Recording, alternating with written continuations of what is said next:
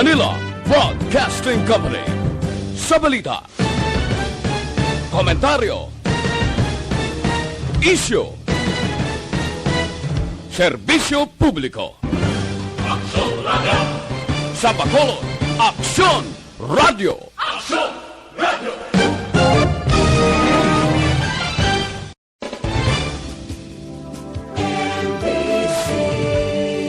Manila Broadcasting Company. Sa balita, komentaryo, isyu, serbisyo publiko. Aksyon Radio. Sa Bacolod, Aksyon Radio. Aksyon Radio.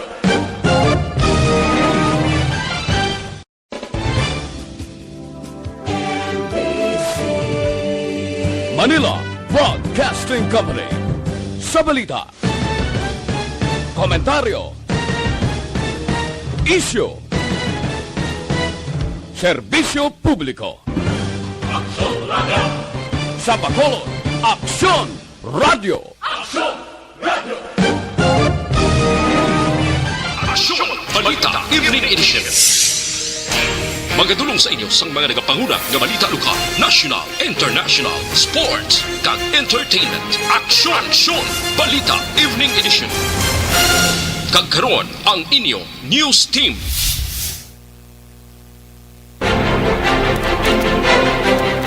Mayong gabi Metro Bacolod, mayong gabi kabugusan nga Western Visayas. Welcome sa pagpangalagad sa Aksyon Balita Evening Edition karon nga adlaw Biyernes, Disyembre 4, 2020. Akitan kita live sa mon official Facebook page kag sa YouTube channel ang Aksyon Radio Bacolod kag mabatian pag sa www.aksyonradiobacolod.com.ph. Ang inyo tag balita, Aksyon and Defensor. Kagkaroon sa aton mga headliners, una sa balita lokal. Ginakabalakaan nga Christmas party sa mga BPO companies gintutukan sa Bacolod Emergency Operations Center. Mga LGU sa Negros Occidental gintuginan sa desisyon kung balatugutan nga makasulod sa mall ang mga minor de edad. Sa mga nagapangunang nga balita national, Pilipinas sa plano nga kakaso ng quarantine protocol sa quarter 3 sang 2021. Senator De La Rosa na-discharge na sa hospital matapos ang pagpahigbato sa COVID-19. Sa atong balita international, Finland, pabakunahan ang ila pumuluyo sang libre batok sa COVID-19. Sa atong balita sports, Davis nagsugot sa 5-year deal sa Lakers. Kag sa atong balita entertainment, bersyon ni Marcelito Pomoy sang The Prayer ginkilala bilang top trending YouTube video of the year sa Pilipinas.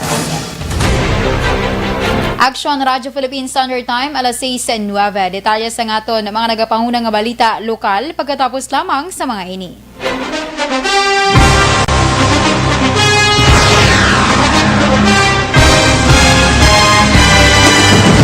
Mga balita nga una nabatian, mga impormasyon nga nakaapekto sa pagpangabuhi sang tanan, drama nga naghatag kabuhi sa istorya sang paglaom, paghigugma kag pagpasimpalan, serbisyo nga makatalandog balatyagon kag nagbunga sang pagsanyon, istasyon sang tanan sa sulod na sang 51 katuig, istasyon nga hindi kamupag kalipatan. Pito ka mga kongresista, isa ka gobernador ang araw sa nagkulist sa pedaya yung pamangkot to nagligad para pamaninga linaw wagay sa ngalan wala naman nga maglapit na lang ang eleksyon pagwa. Sakit lang kung kayo nga katapos ang media nga mag-report lang sa senaryo kabisan mahatagan kamo tsansa nga makapalayag sa inyo hibubunot batok sa pulis. Jaya kontra wala niya tsansa mo, nagpasarhag na ang kamera. Wala. Mayong gabi sa aton mga ka-aksyon nga naga-monitor sa aton nga Facebook Live. I-acknowledge ko danay ang inyo diri nga mga presensya.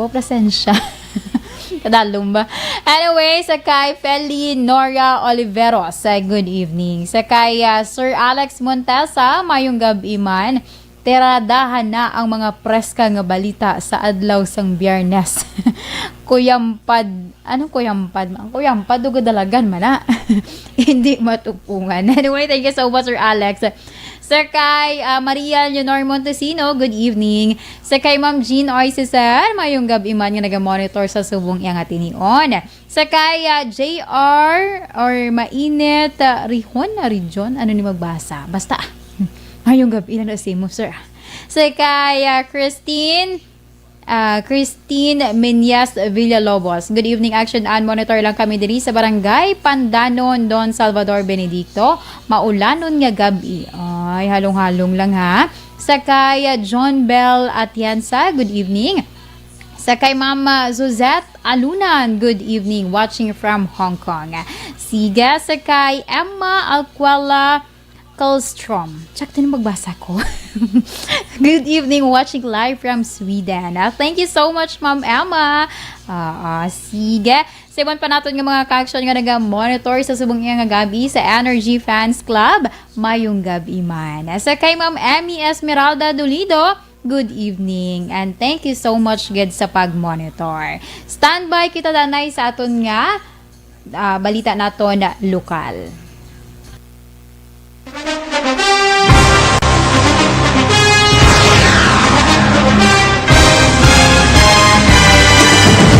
Mga balita nga una nabatian, mga impormasyon nga nakaapekto sa pagpangabuhi sang tanan, drama nga naghatag kabuhi sa istorya sang paglaom, paghigugma kag pagpasimpalan, serbisyo nga makatalandog balatyagon kag nagbunga sang pagsanyog, istasyon sang tanan sa sulod na sang 51 ka tuig, istasyon nga hindi kamo pagkalipatan. Pito ka mga kongresista, isa ka gobernador ang araw sa nagkulist sa pedaya di pamangkot to nagligad para pamaninga ning nawawagay sa ngalan wala to naman nga maglapit na lang ang eleksyon pagwa. Sakit lang ko guys nga katapos ang media nga mag-report lang sa senaryo kabisan mahatagan kamo tsansa nga makapalayag sa inyo hibubunot batok sa pulis. Jaya kontra Wala mo niya tsansa mo. Nagpasarhag na ang kamera. Wala ang ila counterpart sa Senado. Nagpabungol-bungol. Kamuda daw ga pinagusto lang sa kamera. Insulto sa Senado. Una sa balita, una sa aksyon, Sabado, Aksyon Radio.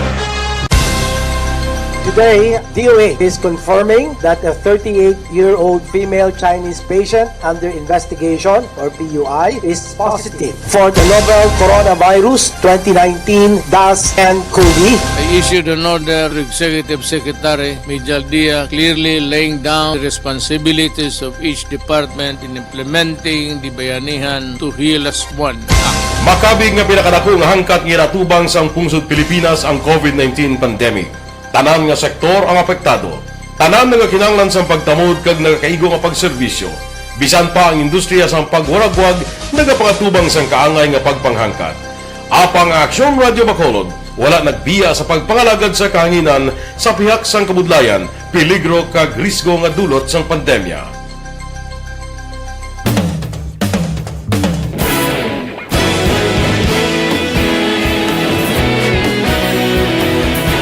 Sa sunod na sang 51 katuig, nasaksihan ang dedikasyon sa Aksyon Radio Bacolod sa pagdulong sa mga balita kag impormasyon para sa interes sang mga pumuluyo. Pila na ka henerasyon ang nag-agi, komitido sa gihapon ang Aksyon Radio Bacolod nga mag-alagad sa kahanginan nga tampad, wala sang ginadampigan kag ginahalungan ang kamatuuran. Sa tuwa sang mainit nga away sa politika, ang istasyon nagapabilin na nga patas sa pagtalakay sa mga isyu kag problema. Bilang tagbantay sa kamatuuran, ginatagan sa importansya ang tawhanon nga kinamatarong kag nagakaigo nga proseso agud mawaragwag sang husto ang balita kag malikawan ang paglaptas ang salak nga impormasyon. Sa pagluntad sang kalamidad, gindulong sa inyo ang sitwasyon sa palibot kag padayon nga nagahatag sang pahanundom agud maluwas ang kaugalingon, ang pamilya, kalakip na ang tanan nga kaaksyon. Sa tion sang kasubo, nanari-sari nga mga matahom nga drama ang nagalingaw sa inyo. Ang inyo reklamo amon ginpamahal. Action Radio Philippines Standard Time, alas 6:15 kagkaron sa rital na sa ngaton mga nagapanguna nga balita lokal. Gin kalipay ni City Administrator Ang ginhimo nga pagpasiguro sang tanan nga mga BPO company sa syudad sa Bacolod nga ini sila ang hindi magpatigayon sang physical o face-to-face nga Christmas party sini nga bulan sang Desyembre. Sudo kay ang ini ang positibo nga naging resulta sang iya gin patigayon nga meeting kagabi kaupod sa mga opisyales sang amo nga sektor. Sabi ka bahin liwat man nga ginapanawagan ni ang kooperasyon sa Bacolod noon angod sa pagsunod sa ginapatuman ng mga regulasyon, ilabi na sa minimum health protocol sa tion sa Christmas holiday celebration, agad mapaiway ang liwat nga pagtaas sa kaso sa COVID-19 sa pagsulod sa tuig 2021. Every year, ang pinakadalag ko nga mga Christmas parties are those of the BPOs. Bongga, gini sila yung magpa-Christmas party kag because of the sheer numbers ang ilang mga employees nga tamaan kadamo. If you notice, naga-party sila either sa mga dagko, gid nga mga event centers. Ang kabahin sa pagpahayag ni City Administrator M. Ang. Sa dugang nga balita lokal, aprobado na sa sangguniang panlungsod sa syudad sa Bacolod ang ordinansa nga nagapatuman sang panibago nga curfew hour umpisa Desyembre 16 tubtob Desyembre 31. Sunod sa author sang ordinansa nga si Councilor Archie Baribar, unanimously nga ginaprobahan sang konseho ang mga ordinansa bilang sabat sa request nga ginhimo sang obispo angod sa natalana nga pagpatigayon sang misa de gallo o kon simbang gabi. Dugang panibaribar iningalihok ang isa man kapamaagi bilang paghatag konsiderasyon sa tradisyonal nga pag-celebrate sa Pasko kag bag-ong tuig sa mga Bacolod noon apang wala nagakahulugan nga mangin kampante na ang tanan angod sa problema sa COVID-19. Panugyan sang konsihal sa mga lideres ng simbahan kag publiko nga dapat mintinahon ang sang tanan ang ECQ mentality sa pagsunod sa ginapatuman nga health protocol apisar nga napaidalom na ang syudad sa MGCQ status. Nagpasar kita on first, second and third reading sang ordinansa nga mag-accommodate sang request sang bishop from 11 to 3 a.m. no kag ina siya between December 16 to December 31 in consonance sa aton nga in observation sa aton nga mga kinagawian nga traditional Christmas kag mga iban pang activity. Ang kabahin sa pagpahayag ni Bacolod City Councilor Archie Baribar. Ginatugyan na ni Negros Occidental Governor Eugenio Aksyon ang desisyon sa kada lokal nga panguluan sang syudad o Banwa kung i-adjust kag pahanugutan kung ang mga minor de edad nga makasurod sa mos nga sakop sang ila lugar. Abiso ni Aksyon nga antes ang pagpahanugot dapat tag-istorya kag hibaluon ang opinyon sa mga health officials sang kada lugar kag dapat matalakay kung pila ang edad sang pwede nga makasulod. Madumduman ginpalayag ni DILG Secretary Eduardo Anyo nga nagadepende sa mga officials sang kada probinsya kung ila pahanugutan ang mga kabataan nga magsulod sa mall. Sa karapusan nga balita lokal, gin-turn over sa Kapitolyo Provincial sa lokal nga panguluan sang Banwa sang Calatrava kag sa syudad sang Escalante ang pagdumala sang Calatrava District Hospital kag Vicente Gostilo District Hospital. Sa sesyon sang sangguniang panlalawigan, naaprobahan nga magperma si Governor Eugenio Bong Lacson sang Deed of Use of Rack nga konsediin na sa mga obligasyon sang duwa ka mga partido. Sunod kay Board Member Aracela Sumosa, ang Chair sang Committee on Health, magahatag sa gihapon sang financial support ang Kapitolyo, apang ang pagpamalakad sini ay nagadepende na sa tagsa ka mga LGU. Dugang pa ni Sumosa paagi sa sinigatikang mabuligan ang Kapitolyo nga masunod ang limitasyon nga gintalana sang Department of Health and Management angod sa personal services ang probinsya kung sa diin gintalana nga 45% gid lamang. Ginumpisahan ang tanyag sa mga LGU sa idalom sang 1st District bangod luyag nila nga mahibaluan kung masarangan sang duha ka LGUs antes man itanyag sa iban pa nga mga hospital. Kasiguro ni Lacson nga ang Teresita Halandone Provincial Hospital ang padayon nga dumalahan sang Kapitolyo Provincial.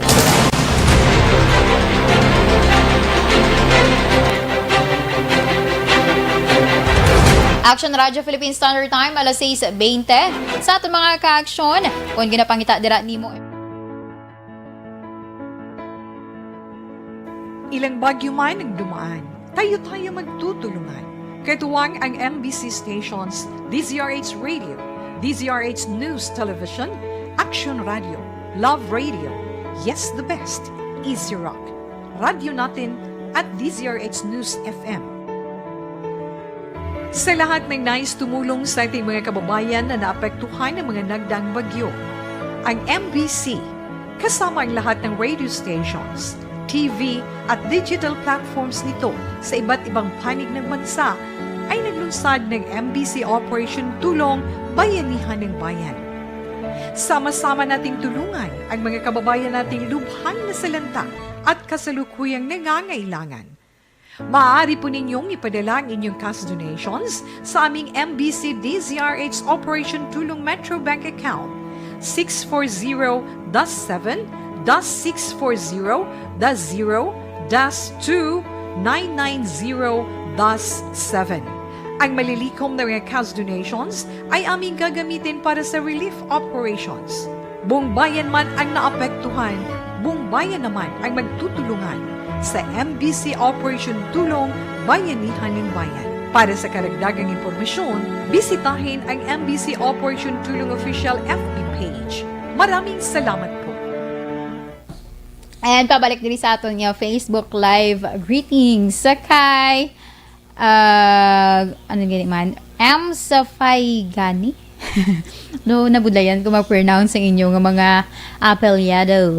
Good evening ma'am, and greet ko lang sila ni Mama Mina kag Papa Patring nagapamati gid si Kia. Thank you so much gid kag mayroon nga pag-monitor sa inyo. God bless also. Sakay Ma'am Jean Oy Cesar. Thank you ko no sige. Thank you man dira sa imo ma'am. Thank you gid sa pagpadala diri sa imo nga mensahe. Ay, insakto ang ako nga pag-pronounce. Thank you so much man, Ma'am Emma. Sakay Sir Erwin Gonzalez, good evening na Aksyon Day and monitor lang ko diri. Sa din ka gani Sir naga-monitor subong Sir nga area. Sakay Ariel Sumilhi, good evening Action and monitor lang kami diri sa Barangay Uringao, Cabancalan City. Sige. Thank you so much kay Ma'am Rose Guevara. Good evening. Good evening edition. Ma'am Ann, kag kay Sir Action Dale. Monitor lang ko diri sa program mo More Power Action Radyo Bacolod. Sige, thank you so much Ma'am Rose Guevara. Sa kay Ma'am Homa Lumena, good evening man. Sa kay Martin Aliling, good evening sa liwata. Sa kay Ma'am Jocelyn Arisabita Olak, mayong gabi. Sa kay Cecilia Oleo, good evening. Watching live from Cebu City. Sige, thank you so much. Kay to Noel, mayong gabi dira sa imo to and to your family also. Noel Henoraga Jr. Kay Selbeth Yapa, good evening man. And thank you so much. Saliwat, salamat gid. Oy, basi saliwat sa aton mga ka-aksyon. Bantay-bantay ka mo. Kay Action Eric, tabo ka gina. Ginpataya iyang monitor ti ula sa kabalong siya nagaling ginatawgan. Te gimatsyag-matsyag ya paghani danay, di ba? If na notice nyo kagina ko naka-monitor gid man kamo, gimatsyag-matsyag ya pa kun iya gid man tingog ang nabatian sa kahanginan. But then alam mo lang kung kaysa man sila, pero mga part lang na kun kaysa sa mga ano nagdaganing tawag Action JM, mga bloopers. Bloopers, hindi man. Di ba, makayuhom-yuhom kamamla sa mga ka-action nato nila binagid sa mga naga-monitor. Tapos, muna nagasako, kasi sila ang gintawgan, wala nila agad-agad nga na hibaluan nga ila naglitingog ang ila na batian. So, sige. Sa aton mga ka-action, bantay-bantay man kamo dira kay basi kung ikaw diri nagpadala ka sang imo nga ngalan, imo nga numero, ang imo diri nga edad kag imo syempre address, isa ka ba naman sa matawgan dira namon makakuha ka sang 500 pesos. Di ba? Maagang pamaskwan ng Aksyon na Radyo. Sige, thank you so much and standby kita danay para sa aton man nga national news.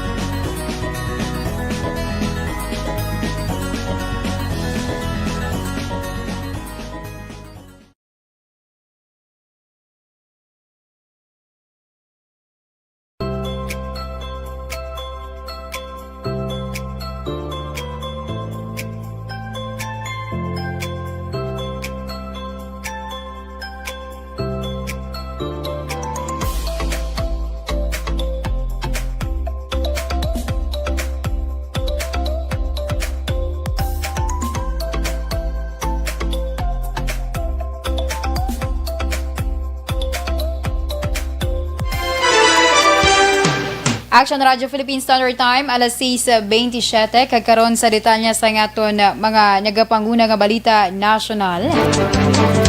Plano sang gobyerno sa Pilipinas nga kakason ng quarantine protocol sa bilog nga pungsod sa ikatatlong nga quarter sang 2021. Ginhimo ni Undersecretary Maria Rosario Vergere ang pahayag bilang sabat sa komento ni National Economic Development Authority kun NEDA Director General Carl Chua nga ang pungsod ginapaabot nga magapabilin sa quarantine protocol sa bilog nga 2021. Dugang pa ni Vergere nga ang paagi sa madasig nga transition sa new normal amo ang pabakuron ang gatekeeping components nga ginahimo sa kada local government units pareho sa pagpatigayon sa surveillance, contact tracing, quarantine facilities kag COVID-19 testing efforts. Ginpahayag ni Health Undersecretary Maria Rosario Vergere nga ang COVID-19 vaccine nga gidevelop sang British firm nga AstraZeneca kag Oxford University hindi makakuha sang approval sang Food and Drug Administration kung hindi maklear sang vaccine experts panel o convep sang gobyerno. Giningo ni Vergere ang payag bilang sabat agot man sa pamangkot kun bala ang AstraZeneca mahimo makakuha sang approval sa Ethics Board kung natalana pa lamang ining aprobahan sang VEP nga sa idalom naman sang Department of Science and Technology. Surop kay Vergere, hindi pwede nga makabypass ang vaccine sang AstraZeneca sa anuman nga regulatory process bangod ako ang papel sa requirements nga ginset sang VEP kag Ethics Board.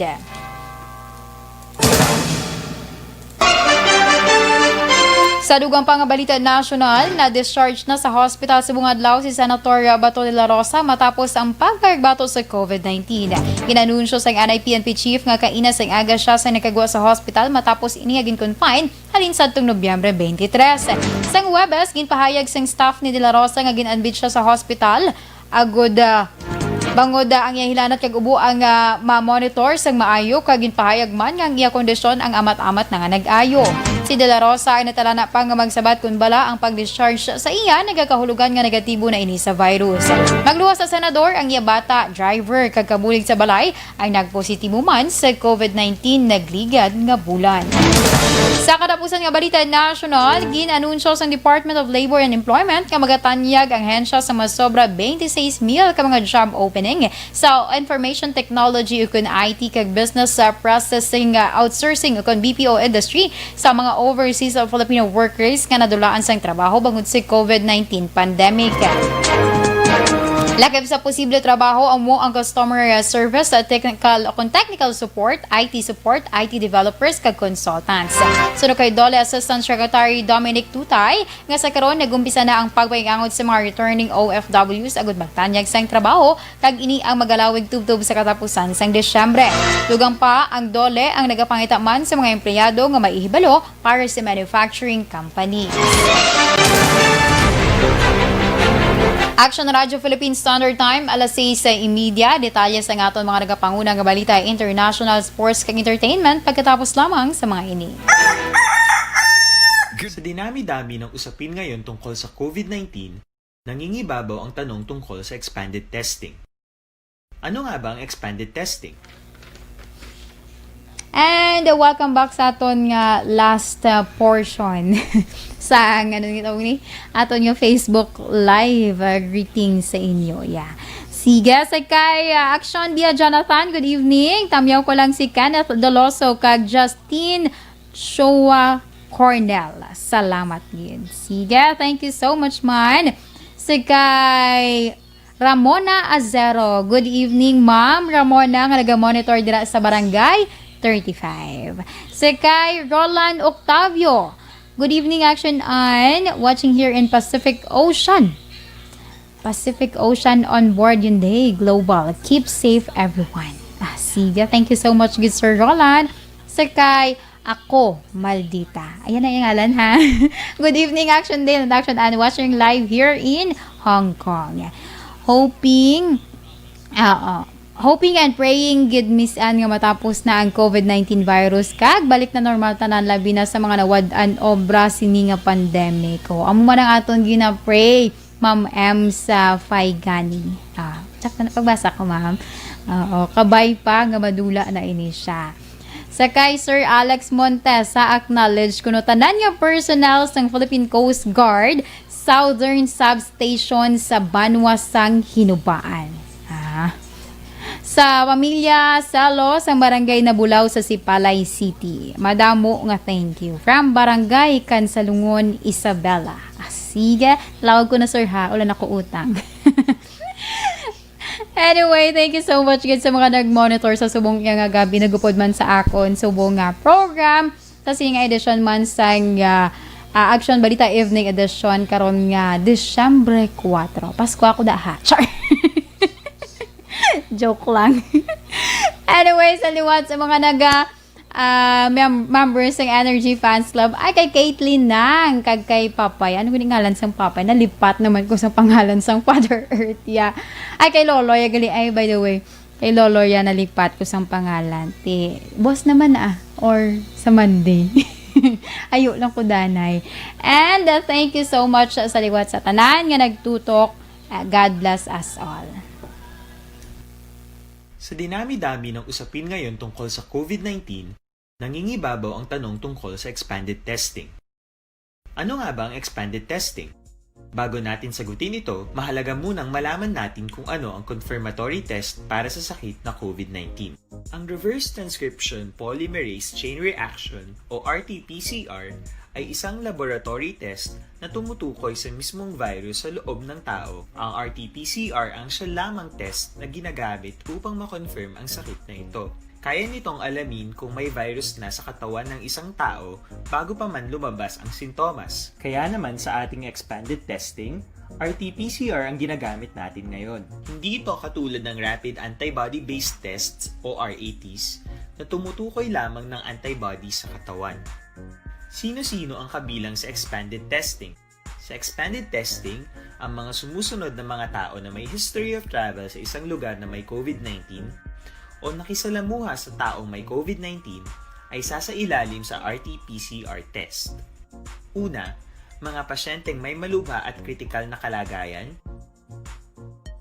Ikalawa, mga pasyenteng may edad 60 pataas, pasyenteng mayroong ibang sakit, o mga pasyenteng may maselang pagbubuntis. Ikatlo, mga pasyenteng may bahagyang sintomas.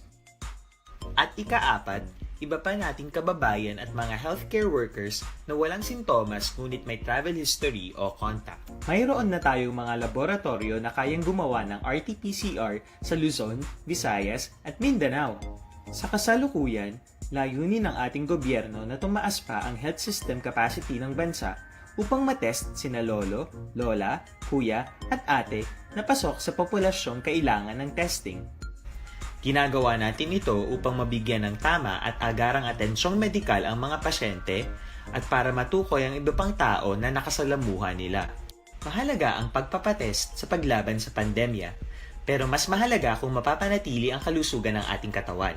Mas mainam kung lalabanan natin to ng sama-sama. Ika nga, prevention is better than cure.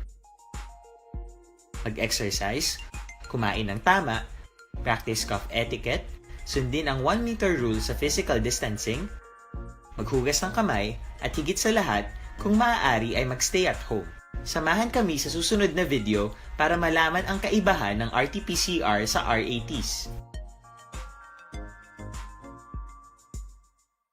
Tinatawag nilang new normal ang mga aksyong nakasentro sa pagpapahalaga sa kalusugan. Ginagawa natin ang new normal behaviors na ito ngayon upang makaiwas sa COVID-19. Pero kung tutuusin, marami sa mga hakbang na ito ay mga kaugalian na ating natutunan at dapat ginagawa noon pa man.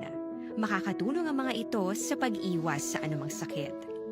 Tulad ng paglilinis ng kamay, tinuro sa atin simula pagkabata na maghugas pagdating sa bahay, bago kumain at pagkagamit ng palikuran.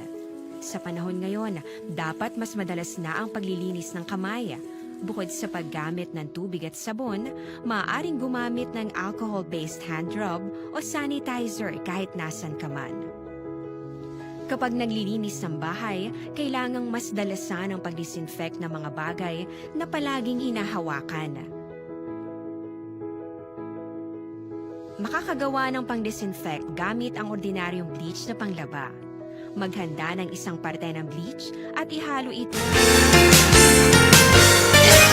Kag sarita niya sa aton balita international, ginpahayag sang gobyerno sang Finland nga nagsugot na ini sa national strategy para sa COVID-19 vaccinations. Kag plano nga maghatag sa pumuloy umpisa sa mga ginpili nga healthcare work o kon healthcare staff umpisa sa Enero. Sino kay Minister of Social Affairs and Health Krista Kioro, handom sang Finland ang mga proteksyonan ang bilog nga populasyon pagi sa paghatag sang vaccine sang libre sa tanan nga handa magbaton kag wala sang problema sa kayong lawas. Ang Finland ay nabakal sang vaccine sa idaluman sang joint scheme sang European Union sa diin ang deliveries tungaon sang nagkalain-lain nga pungsod sa proportion sang ila populasyon. Kag sa aton balita sports, ay nagwa sa report sa US media nga nagapasagot na si Anthony Davis sa 5 katuig nga kontrata sa Los Angeles Lakers isa kadlaw matapos man ang 2 katuig nga kontrata ni LeBron James sa grupo. Ang kontrata sa kay Davis nagabalor sa $190 million kag nagwa ini sa iya una nga season sa Los Angeles sa diin iya man nakaupod si James agud pangunahan ng Lakers sa ila ika-17 nga NBA championship. Sa piyak kamahi nagabalor naman sa $85 million ang 2 katuig nga extension sa kontrata ni James. Kag sa aton balita entertainment, ginkilala bilang top trending YouTube video of the year sa Pilipinas ang berasyon ni Marcelito Pumoya sa kantay nga The Prayer. Bangod sa mas sobra 45 million views nga nakuha. Ang The Prayer ginkanta ni Marcelito sa Battle of Champions sa America's Got Talent. Ginanunsyo sa YouTube ang top 10 viral videos of 2020 kag ang viral video sang award-winning singer ang nag-number 1 sa listahan ay kina-upload sa Enero. Ikadua amo si Ivana Alawi nga amo naman ang may pinakadamo nga video nga nakasunod sa top 10 with 3 entries.